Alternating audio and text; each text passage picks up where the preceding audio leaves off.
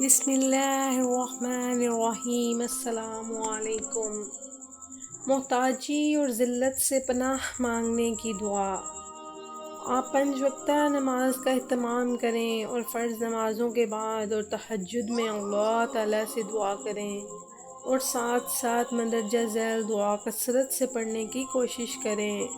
انشاءاللہ اللہ تعالیٰ ہر طرح کی محتاجی سے حفاظت فرما دیں گے۔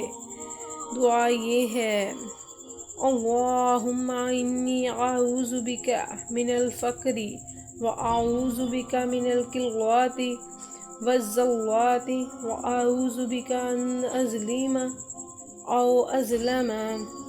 ترجمہ: اے اللہ، میں تیری پناہ مانگتا ہوں محتاجی سے، قلت سے، ذلت سے، اور تیری پناہ مانگتا ہوں اس بات سے کہ میں کسی پر ظلم کروں یا کوئی مجھ پر ظلم کرے۔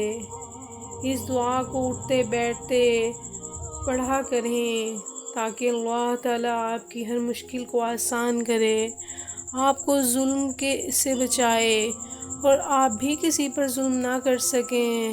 اللہ تعالیٰ ہم سب کا حامی و ناصر ہو۔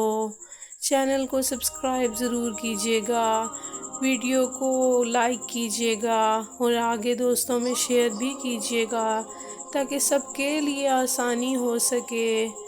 اگلی ویڈیو میں پھر ملاقات ہوگی، تب تک کے لیے اللہ نگہبان۔